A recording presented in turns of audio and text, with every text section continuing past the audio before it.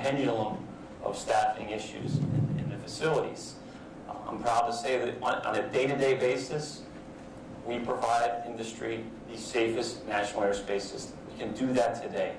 But with delivering, and we're on the cusp of delivering a new staffing model with new staffing numbers at the facility and a controlled workforce plan that transparently reports what we need. We deliver that, and we can deliver all of the resiliency, all the efficiency, all the redundancy, and all the safety margins that industry deserves. Thanks, Rich. Ed? Yeah, a remarkably resilient system that we have, and I agree completely with Rich about the importance of having proper staffing, full staffing. I also want to point out that part of resiliency is having redundancies, and we have a lot of them, but there are areas specifically with technology where I think we can add to that, and I think the example of that is really in NOTAMs. We had a situation where we lost the NOTAM system for a couple of hours. The impact was significant. I think we can recognize there is an opportunity where, with urgency and with funding, we can move forward with increased technology, and we can make sure that the NOTAMs themselves don't just provide data, but actual information. I want to congratulate the FAA on focusing on how we can shorten that time frame and make that a reality. Well, thank you very much for that. Thanks, Ed. Thanks, Rich. You know, a part of our challenge here today is, what are those things? We recognize that we are continuing to hire. We're on pace to hire 1,500 controllers this year. We're on pace to hire 1,800 controllers next year. To your point, we're looking at ways of how we bring forward the modernization of our national airspace system. You've heard me say it in print, if you will. We manage essentially 3 national airspace systems. We have the legacy, which ushered in and gave us the jet age. We have what next gen has enabled us to do in terms of efficiency, from datacom to SWIM to ERAM and to all of the things that we have, and we continue to advance the calls of that. We've got thousands of systems within the agency, and to your point, right? So we've undertaken a role to say, how do we continue to evolve that? But looking to the more immediate, right? What can we, our talk this morning, how do we come away with 2 or 3 actionable steps, even while we stare into these other challenges that have been laid out for a couple of the opening comments? So let me turn to one of the most important contributors to the safety of our national airspace. That's really our people. These are people at the FAA, the people in your organizations, the people across the industry, in airlines, airports, the federal government, in an industry that relies on experience to mitigate risk. How are we accounting for?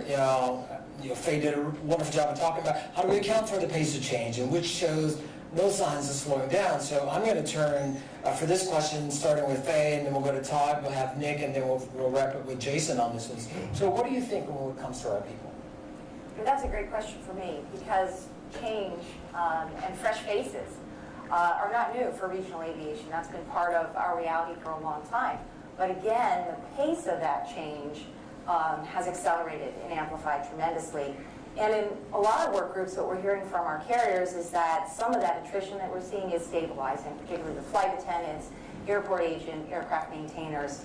The one area where we're seeing just a constant flow, and that's a good thing because it's career growth, is in the pilot workforce, and that will not slow anytime soon. With about half of our nation's qualified pilots facing their mandatory retirement within 15 years, we are going to be training and hiring tens of thousands of new pilots over the next 2 decades. And it is extremely, extremely important when we're doing this that we focus on building the right foundation from the start. I'm not going to get into qualification and some of the touchy issues that could be polarizing there, but even if we never talk about a single credit anywhere, we've got to look at the training that happens in the foundation and making sure that we have the right supplemental training, making sure that we have the right bridge programs, and making sure that we're not relying solely on flight hours as a proxy for experience, because that's not serving us well today. The reality of that is when the pilots come into our training sessions, they have high flight time, they're not quite as well prepared for the Part 121 environment, haven't seen icing, don't really master the dynamics of swept wing aerodynamics, don't have experience in traffic, don't have a lot of crew resource management or experience with multi-crew operations. And so those are things that we should be focusing on and making sure that we're preparing pilots in the right way. But I think it's important for all of us when we're talking about this risk, because this is a risk, that we finish the sentence with how we're addressing that risk. And so here's what we're doing today, which I think may be helpful as we move forward as this pace of change continues. Which, you know, when we see the candidates come in, we're providing a lot of extra training.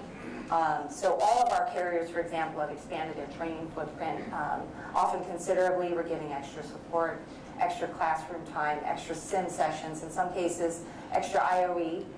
But we are making sure that we are preparing the pilots fully before they release the line flying. And we will put aircraft on the ground before we'll allow anybody to fly and operate in a manner that's unsafe.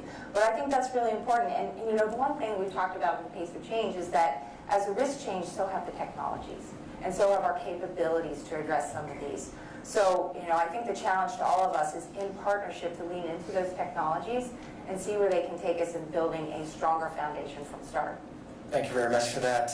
And Todd, what are we seeing on the airport side for our people? Well, just picking up on Faye's point about training. Airports didn't have the same churn in their employee base that a lot of other parts of the ecosystem did. In order to receive the COVID relief funding, airports had to keep 90% of their team in place. But we have seen with a lot of the tenants, contractors, partners that we have at the airports, an awful lot of churn there. And so training and getting everybody up to speed ends up being super important in our view. That's a lot of what AAA does. I want to turn it into a AAA commercial, but since 9/11, 1,700 safety-related courses that we've produced. 372 airports have computer-based training. We have classroom training. It's impossible to overtrain in this environment, I would suggest. And making sure that people that are new to our arena, new to our ecosystem, are committed to that safety culture that all of us that have spent decades in it, are used to. We have to make sure that that is the North Star, that all of the folks coming in are really focused on. So for us, we really believe that training and looking at that, the composition of this new workforce is a really important piece to this puzzle. Thank you very much for that. Nick, your thoughts? Well, you know, we worry about juniority. We've hired 100,000 new people. We find that we need more people, more employees now than we did pre-pandemic to cover the changing environment. And what the carriers are doing is training, training, and more training. And they're looking at their proficiency requirements for each and every job and making sure that the proficiency requirements meet the job in the new environment, and then putting people together with more experienced people, because experience does matter, as we all know. Here. Thank you. Thanks for that. And Jason, 6,000 or 7,000 people that you represent. Give us your thoughts. Well, it's not just new pilots, it's new everybody. Controllers, flight attendants, ground people. So it's just, in this post-COVID rapid recovery, there's just so much going on. And it's so, I'm very refreshed to hear all the emphasis on training, because I couldn't agree more. In this environment, when you have so many people, fast upgrades, you've got, new people flying with each other, more training, focused on making sure that these employees have the tools they need to go out there and keep the system. I mean, the system is safe. And, the last thing we should be talking about is reducing any regulations or experience requirements. We should be talking about what can we do to add, not an equivalent level, but a better level of safety, and keep pushing that bar higher. But, we'll just get people the tools they need. Mentoring. We lost a lot of senior captains in early retirements, and there is that progression that Nick and Faye talked about. It's just getting back to mentoring and making sure that all the new people come in have that mentor, because they have the time, they have the experience. It's just that they're in a new job, they're doing something different, and all these new people together need to be able to have the experience of the old salts out there and say, hey, look, what what was it like back in the day, and what can I glean from this, and so on. So mentoring, I think, is something that can come out of this. Yeah, I couldn't agree with you more. I do want to just take a moment and give a shout out, because we recognize we've talked a lot about the airports, and certainly what we see on the flight deck. So I want to give a shout out to Sarah Nelson, who's in the audience with us this morning, president of AFA. Huge constituency there, that it goes beyond the flight deck door there, and I know there's a lot of work involved in this space, and so I really appreciate that. I'll be curious later on, I know we'll get to it, when we think about the robustness of SMS is out there for airports now. I know we got a later question on that, but as we think about it from this whole community perspective, I wonder how well the SMSs are capturing when we think about training, just the volume of data we have with our reporting programs, and if anything new that's telling us. So we talked a little bit about the resilience, and we think about that system, how well is it working. Certainly key to that is our people.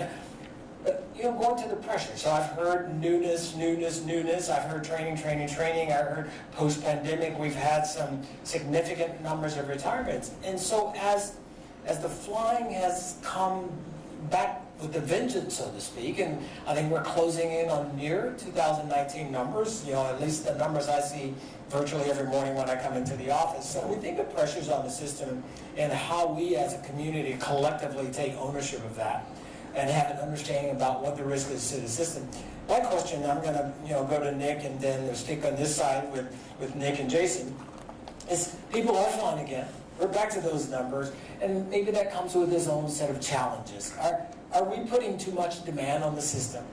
And if so, what pressures are we putting on the system that we think might be reducing our safety margins? So Nick, back to you. I don't think we're putting too much demand on the system. Right now, we are getting back to 2019 numbers, but we are flying 10% fewer flights a day than we did, and that's because we've had to adjust our schedules to meet the demand and make sure that we're not putting not putting too much demand on the system. I think that's important. We're going to continue to do that going forward in collaboration with you, which we have to do. We do on a daily basis. I would like to make one more point, though, which kind of goes back to the resiliency. 17 organizations, including A4A and everybody on this stage, sent a letter to Congress last week saying that we needed to adequately fund the FAA. There needs to be funding for staffing. There needs to be funding for technology. And right now, we're not meeting that demand, and that's what we're going to have to do to modernize the airspace and meet all these new demands that are coming on, whether it be new entrants or old entrants. There's a lot that can be done. But, your budget can't be used almost solely for operations and Band-Aids. You've got to have more money, and Congress has to make that investment. Yeah. Thank you for that. I will say, been on the Hill a couple of times, and Nick, you've been on the Hill many times. I took to heart that there's a level, there's an energy there about how we support and how we ensure that we continue the journey of modernization, that we, the agency, have the tools we need, and collectively we can all meet the demand. I know the industry continues to invest billions and billions of dollars. We're doing our side, and having that consistent, stable funding is important to us. Jason. Yeah, look, so in the recovery, no one forecasted the recovery being quite so fast. So yeah, the airlines, in my opinion, brought flying back too fast. But so we saw a lot of cancellations. My carrier was part of it. Other carriers have been part of that. There was bringing it back because there's such a training backlog. Airlines displace pilots, and it takes a long time to train a pilot for a reason. Every time we switch seat, it's a lengthy process, or aircraft. It creates a delay. Not knowing when the recovery is going to happen, airlines displace pilots, and now it's going back the other direction. There are more pilots than ever, especially at the largest airlines, but we're not operating that amount of flights because of all that training backlog. So that puts a stress on the system.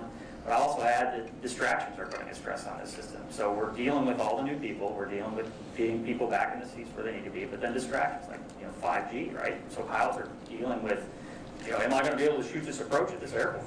We're dealing with stuff like that, the NOTAM issue, dealing with, any number of other things that are not having enough technology. We talk about technology, spoke about getting these things in place at airports. Some airports have, the protection systems to back us up. Pilots love technology. Nothing replaces two well-trained pilots in the cockpit at all times, at a minimum, but we need that technology to help us make sure that, you don't blunder across the runway. way. You know, there's a lot of distractions out there in our business.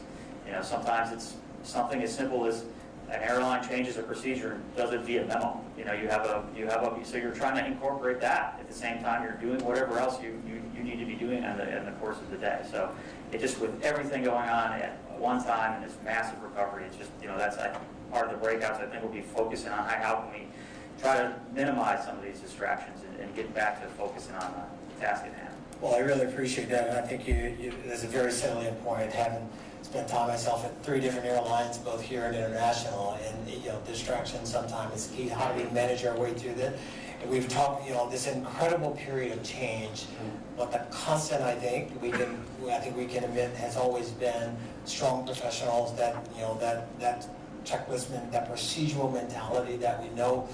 You know, the old adage for pilots is, where am I going, and how do I get there, and you know, what might be in between me and there. So there are lots of things. So I really, really appreciate the point. So I'll go back to you. Yeah, thanks so much. Rich, I'd like to ask you this, and Todd, you as well. How can airport investment in airport and air traffic infrastructure play a role in increasing the industry safety record? Yeah, well, I think Nick and Jason just hit it right on the head. We need tools, we need technology, we need funding. There's a synergistic approach to getting that technology in the hands of professionals that can utilize to increase safety margins, efficiencies, and help the industry. We haven't had that, quite honestly. We're fix on fail right now. You see it in the NOTAMs, you see it in the CID issues, you see it in some of our radar systems, and that's not a way to run with resiliency and redundancy and safety margins and efficiencies. We can get there. Obviously, some of our lower level facilities are being adjusted better for us right now, but the ergonomics and the studies and the technology increases, they need to be increased and escalated so that we can get the best tools for the NAS. Yeah. Now, we heard Jennifer mention SDX, 35 airports. What are your thoughts on that? There are 35 airports, but I believe there's no parts to replace broken. So there are 35 airports, but we have airports right now that don't have a service as DX because we cannot fix them. The fix on fail doesn't even work there because they're not supported anymore. We need new systems, new funding, new technologies. Thank you. Yes. So, Todd? Well, I agree with what Rich said and what Nick said earlier about the need for funding. As it relates to airports and on the ground, FAA has basically 4 kind of buckets of money for airport projects: safety, security, capacity, and noise projects. Safety, having always been and will be the #1 priority for the FAA in terms of funding projects. Critically important, whether that's new runways and new taxiways, or rehabbing runways and taxiways, whether that's dealing with deconflicting aircraft and ground vehicle movements, dealing with reconfiguring, geometry so that you have less runway incursions in the airfield. All of those things are absolutely critical to be funded. And the challenge that we habitually face is that the needs in the system are so much greater than what the federal government has been able to support. Even with the new stream of funding that's come in from the infrastructure bill, inflation has eaten away at that. Whether you're trying to buy a piece of ATO technology or a construction project at an airport, your purchasing power has diminished dramatically over the past several years. And so again, one of the challenges that we need to keep a close eye on is how do we fund all of these projects in an environment where purchasing power is not as great as it should be, and Congress hasn't been able to supply the money that it needs to make sure that we have all of the safety, security, capacity projects in place. So if what I would add, I want to bring us back sort of to the immediate, right? If you look at these 6 events that the chair spoke to, right? None of those are really related to immediate funding, right? You've got 2 trained pilots on the flight deck. You've got two airplanes that take off without a clearance. You have people that verifying what runway am I turning on, right? Is that a basic blocking and tackling? Is that a fundamental? I don't know, something for us to think of. But I absolutely agree, and we'd agree that long-term, collectively what's being done on the industry side, what we're doing at the FAA, and just take it from the whole of government, right? That we are ensuring that we keep pace. We're incredibly complex, and there's no place in the world. The next closest, if you just look at it from an air navigation provider, the next closest is Nav Canada, and they're 10th our size. A 10th our size. So, this isn't about beating the drum that we are doing bad. This safe period of time, since 2009, for commercial passengers, we have flown in the U.S. the equivalent of the world population in that time. So we'll just take a moment to think that, but that doesn't mean we take any of this for granted, right? Our goal is to continue to steer into it. I would like us to think of, how do we, what are those kind of, some concrete action steps we can take, certainly for us within the agency, and we all have an ownership stake, and I love, Jason, what both you, Todd, and Nick have said about this. Going to, a question I want to toss to both to Ed and Faye is, every day, both of you watch the system from your own unique perspective. And within your organizations, we want to ask these hard questions. So from both of your perspective, where do you think we're most vulnerable? Well, I think across the system, we're vulnerable to complacency. And exactly as you said there, Billy, basic blocking and tackling, that commitment to be vigilant every day is really important. Now, we've talked a lot about the importance of training, and I think that's something that every one of our organization is very outgoing about. At NBAA, for example, we hold safety stand-downs for single pilot operations, participate in safety stand-downs for more complex operations. We have a safety committee that operates. We systematically participate in things like the General Aviation Joint Safety Team. So I think part of what we need to do is to make sure that we are facilitating communication, understanding, and engagement. Making sure that the training actions are actually what are happening on the day-to-day basis. That's the fundamental. How do we make sure that the checklist is the checklist? The compliance means compliance. Those are some of the basic fundamentals.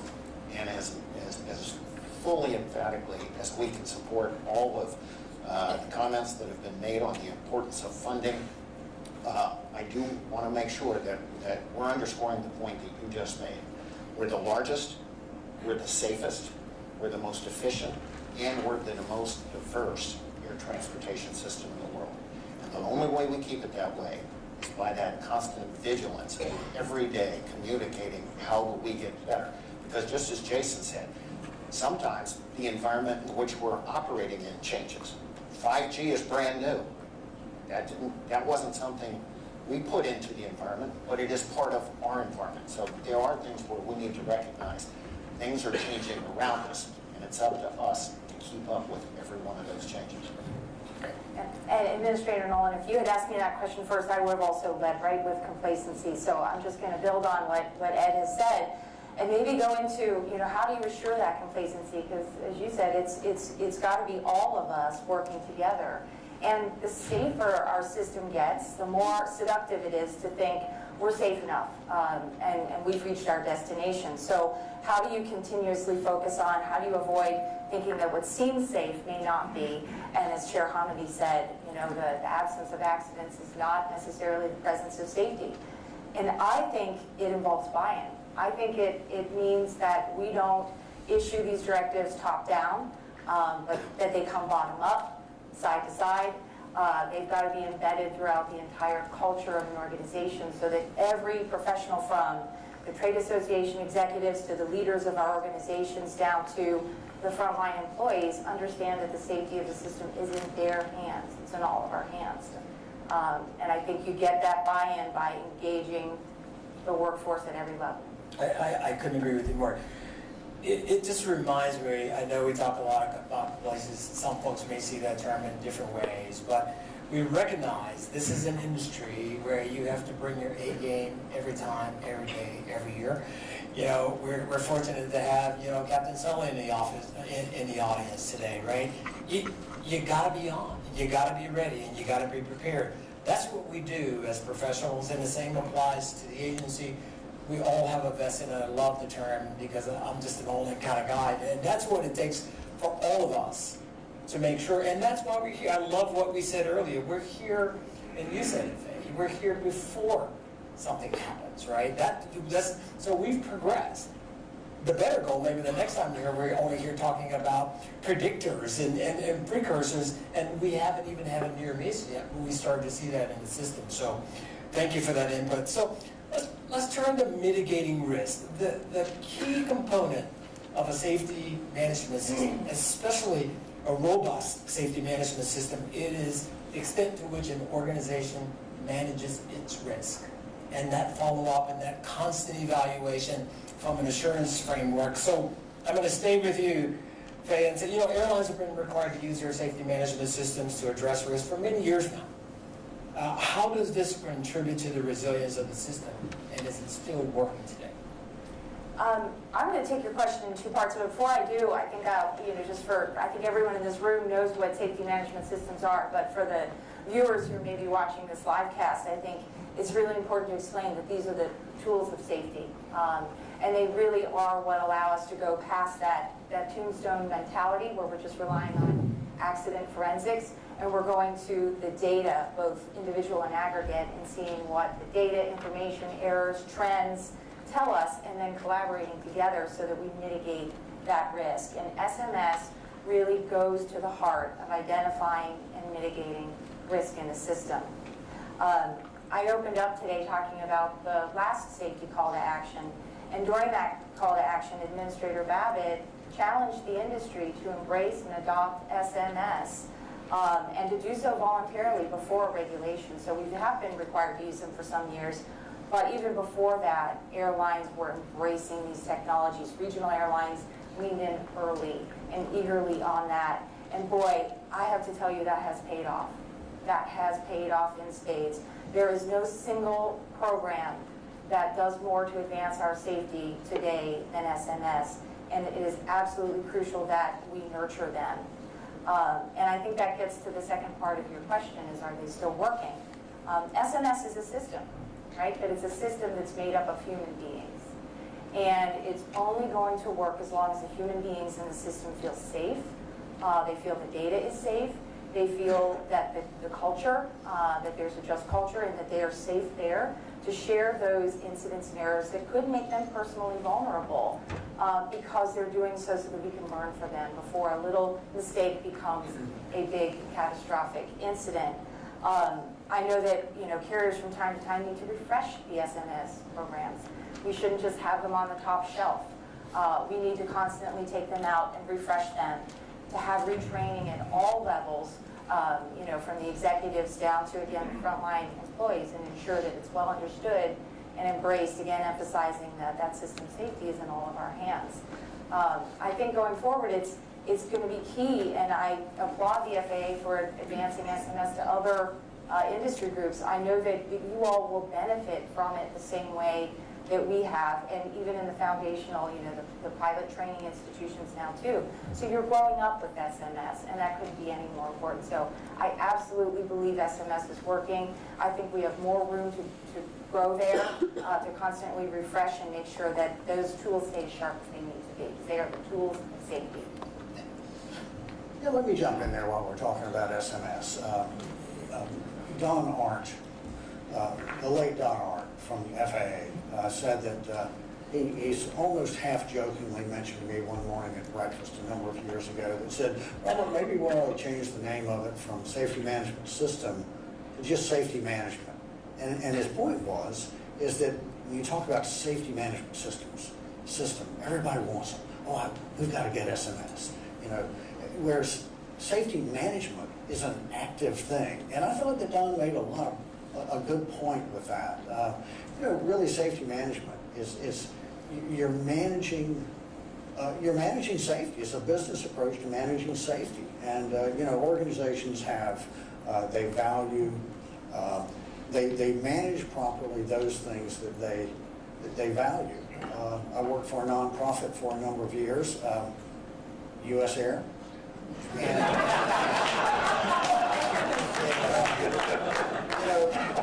Unintentional nonprofit, but a nonprofit nonetheless. Most people value safety, so therefore value finances. So they put in place mechanisms to manage finances. And why do they do that? Because finances are important to them. They have a chief financial officer. They audit. They have internal audits and external audits. They have procedures in place that they're always very dogmatic about following. And why do they do that? Well, because finances are important to them. So if safety is important to organizations, they should be actively managing safety in the same sense. A chief safety a chief safety officer, internal audits, external audits, procedures, policies, and guidelines that you are constantly following, assessing the things that can be damaging to the organization. So I'm a big proponent of SMS, and so just think of it as a business approach to managing safety. It's an active thing that we're doing. It's not something that we have. So I just wanted to jump in there with that. Well, thank you for that. Great points there. So Todd, for for airports, we just rolled out, of course, SMS for airports. So as you think about, as that starts to proliferate across the airports, you've got, of course, airlines point to, some of which a decade on now have had their SMSs going strong. How do you see it playing out in airports, and what tools are you helping to help your members get up to speed? So you did, in fact, roll out a rule last month, but it's not a new issue for airports. There's a number of airports that have voluntarily put SMS in place. San Francisco, Seattle, Minneapolis, Atlanta, Sacramento, there are other airports. But now we're going to scale that across the system. And that's going to be very beneficial for all of the reasons that FAA gave such an articulate answer on. So I think it's very beneficial that we're going to have this expansion across many of the airports in the system.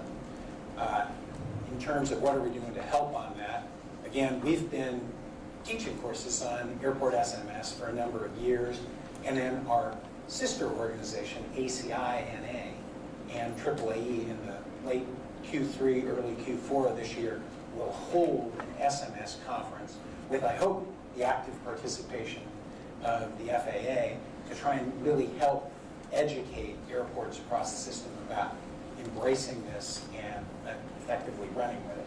And I can't help myself. I just worry a little bit about your story. I'm not sure we would want to go with aviation S&M. I don't think that one's going to work. So I think we need to stick with SMS. Okay, very good. Fair enough. Thank you for that. Thanks for that, Todd. And turning to you, I'm mindful, one of the things, our goal is to be able to cover the entire aviation ecosystem with SMSs, right? So now, of course, we've got the rule, we're working through the NPRM process. There's a proposed rulemaking for charter operators, for air tour operators, for manufacturers. How do you see this playing out in the business and general aviation safety? Well, I want to underscore SMS is a great safety tool, and it's one that has been embraced by our industry for a long time. There's an international standard for business aviation operations that we are enthusiastic about. SMS is a great safety tool, but it is in every case, the tool needs to be sized to recognize the challenge. A saw is a great cutting tool, and a scalpel is a great cutting tool. They're not interchangeable. So as we look through what we're trying to accomplish, and I think Robert was really good about pointing out this has got to be a living, breathing part of everybody's life. So getting the rule right, allowing it to scale for the diversity of operations is really important. That goal is everybody's. We want to enhance an already safe system. This is the tool to do it. It's already being embraced as we move to the requirements into the rule. The comments end on April 11th. Let's make sure we're getting it scaled right so it is a workable tool. Yeah, thanks. I'm gonna skip around just a little bit here. Billy and I made up some questions here and created some questions. But the FAA has done a number of tremendous changes to impact the safety of our system, especially in commercial aviation. We've got SMS, we've got CAST being two notable achievements which have really been very effective. The FAA is here to listen, to learn. One of the biggest opportunities for the FAA to transform their approach to aviation in the coming decades. And that's really an open-ended question. I mean, what are the biggest opportunities for the FAA moving forward? I'll start with that. We got to start with today and get proper funding, long-term leadership, and start tackling these projects. This piecemeal funding from Congress where you pay for a little bit and then another year we got to go try to get some more.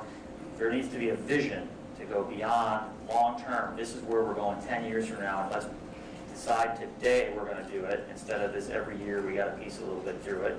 Get that process started, get that technology, all the stuff that's been recommended that's still not there. We need to get that started. Then, get more people, more money, start doing the SMS in-house, don't outsource things. Just start today with what you need today and then let it grow from there. It's great to look long-term, but we have issues today that need to be tackled. Air traffic, NOTAMs, everything. This stuff needs to be tackled today.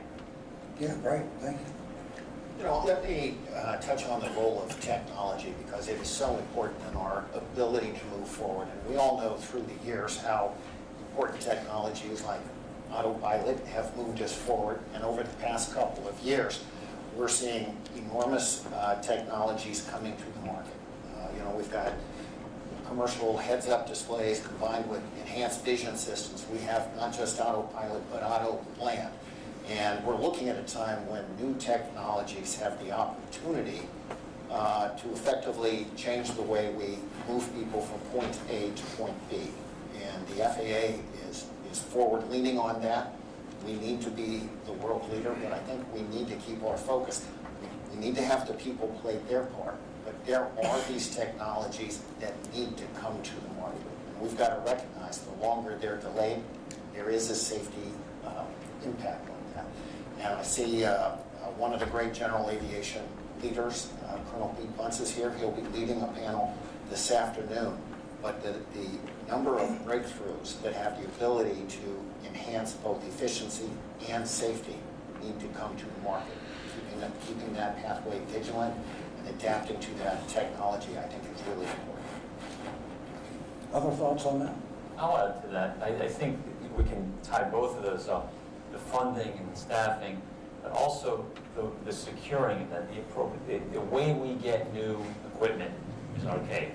It takes years and years and years, and the stop-and-go funding of our industry prevents us from getting it out in a timely manner when it's not obsolete before we get it in place.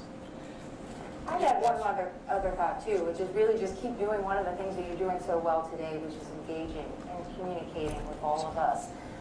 Every one of us have safety organizations behind us, and you and all of your people are routinely there talking with us. You are the regulator, but we also collaborate.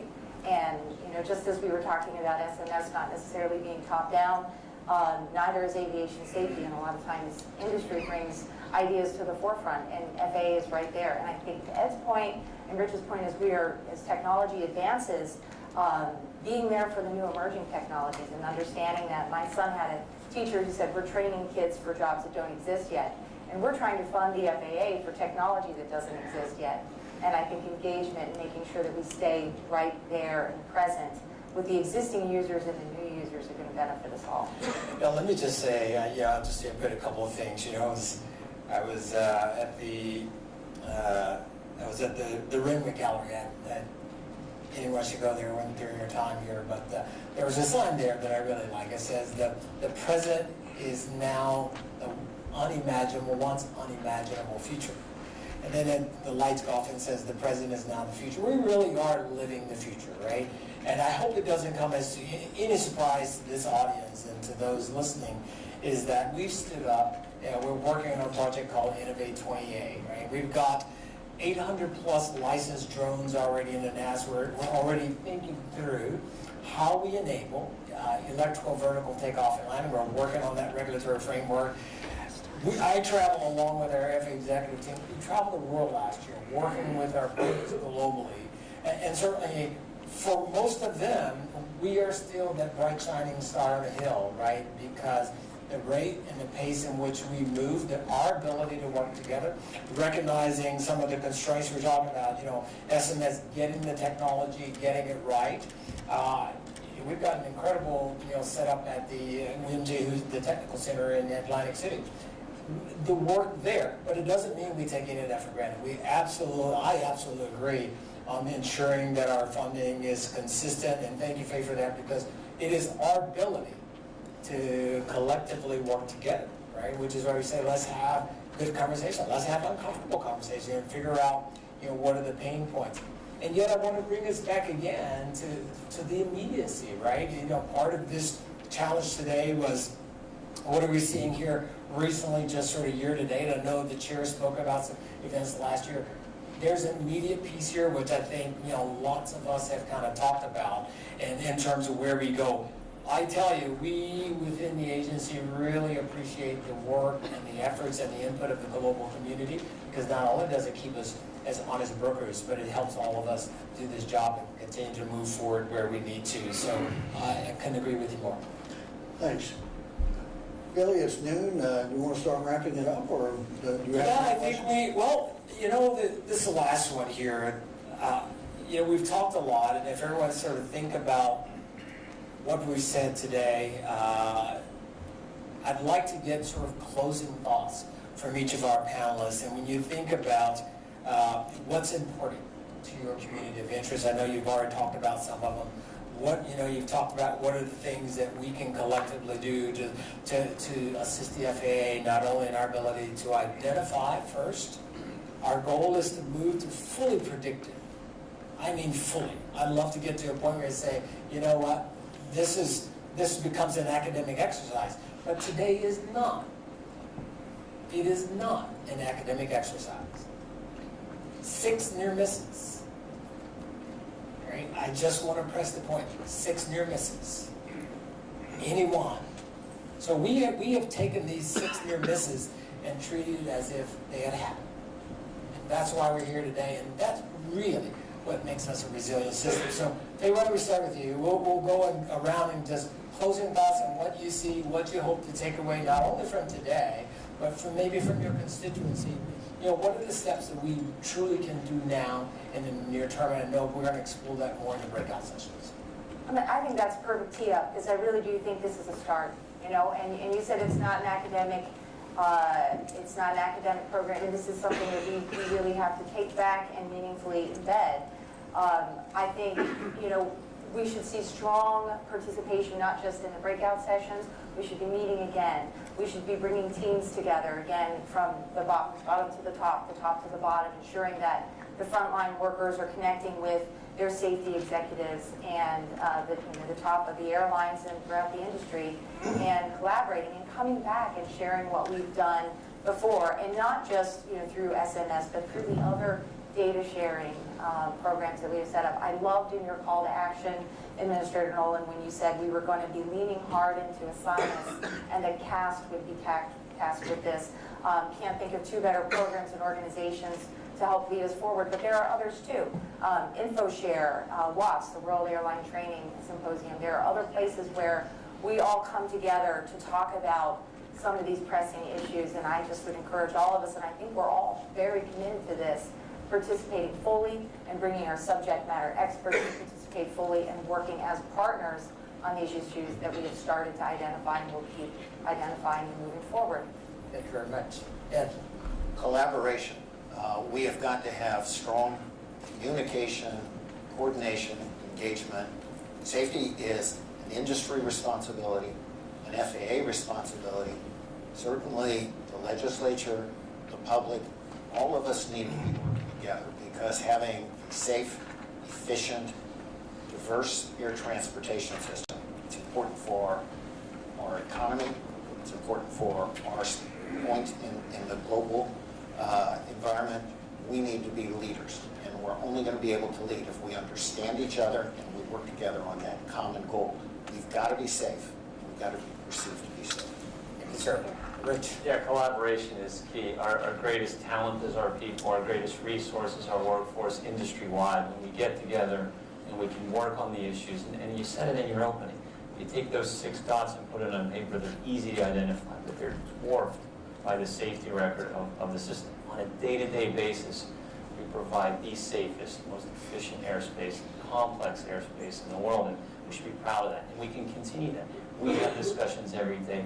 ATO and NAC has discussions every day, and we have a robust safety team that works on these issues. This isn't a one-off. This isn't a result or a response to this. It's a day-to-day basis that talented individuals that we rely on are working towards solutions for everything. It's come and will come. Thank you very much. Appreciate that. Tom? Yeah. I'd say at any given moment there are dozens of issues that kind of create a white noise around the ecosystem.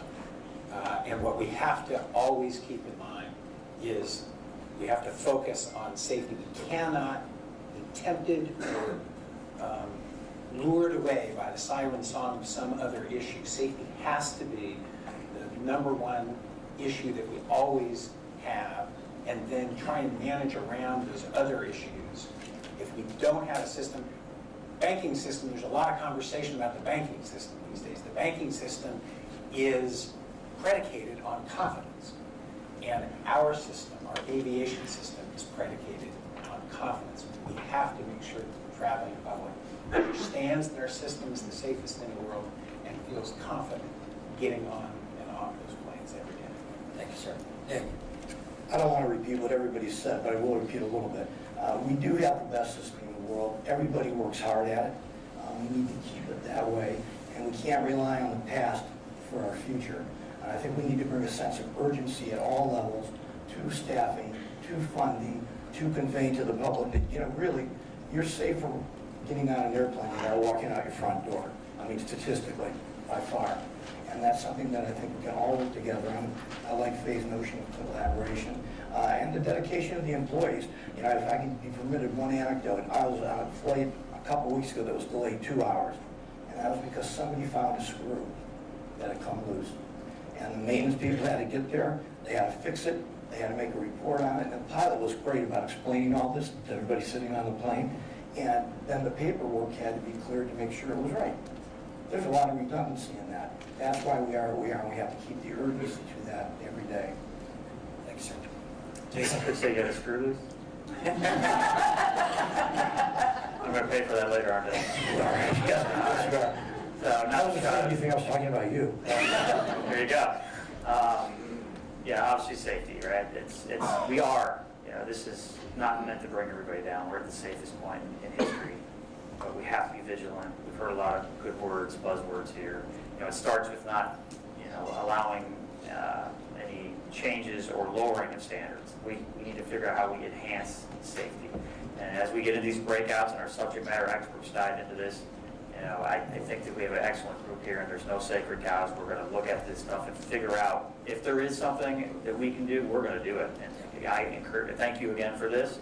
Let's continue the dialogue and keep this as an ongoing thing, because obviously we've talked a lot here about what's going on and all the new people, and this is good. Thank you very much. So Brad Mims, our Deputy Administrator, is making his way to the stage here. No, go ahead. I want to wrap up by asking you a question. Okay, very good. Go ahead. Yeah, thanks. Yeah, you never know what's coming out of my mouth. So, Billy, I appreciate that you said it's not an academic exercise, and I think people want to know how committed are you and the FAA, how committed are you for taking the information that we're gleaning today and trying to further improve our system? Well, let me just say on behalf of the 45,000 men and women, professionals who make up the FAA, we are as committed as any federal agency can. We're considered by all accounts to be one of the most admired agencies in the federal government. And it's because we wake up every morning. I'm usually to the office about 6 o'clock every morning. And it's because we wake up every day and recognize that the work we do is the work of ensuring first the safety and then the efficiency of our national airspace system, never taking it for granted, and realize there's a lot to be learned. We appreciate the officer, the chorus of support around ensuring that we have a funding, that we're moving forward.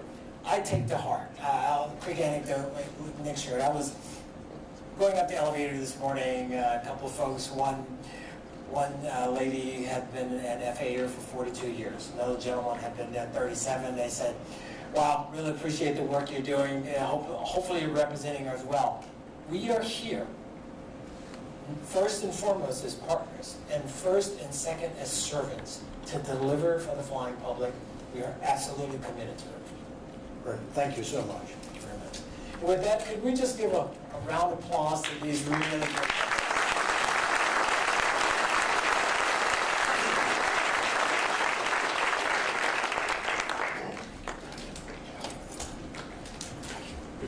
Before we move on, I just want to say, again, thank you, Billy, and thank you, Chairman.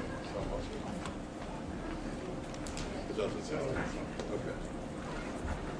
But I would have to say that I'm encouraged by the conversations we just heard, thanks to our panelists, NTSB Chair Harmony, and of course Secretary Buttigieg, who was here earlier this morning for participating in the Safety Summit and for bringing us together, this whole group, this whole distinguished group here today. So I once saw a sign on the shop floor at a major airline that read, "Safety's no accident." And that really stuck with me, and I think it sums up what we are seeing here today. Now, I had the privilege, and I grew up with a lot of you here in this industry. I had the privilege of serving in the Clinton administration in the 90s when the commercial aviation safety teams were formed. It was when it was first conceived, and the Administrator David Henson had a lot to do with that. He was an early advocate of robust data sharing and voluntary safety reporting culture. The initial conversations were very difficult, to say the least, but it was a very different time in aviation safety, and we knew we had to do something to improve safety. CATS really did change the game. Data sharing and analysis and voluntary safety reporting programs helped us to cut risk by 83% over the first 20 years. We have cut it even further each year so far. There are no questions that today's safety record is a result of the difficult, intentional work that thousands of safety professionals, many of whom are in this room.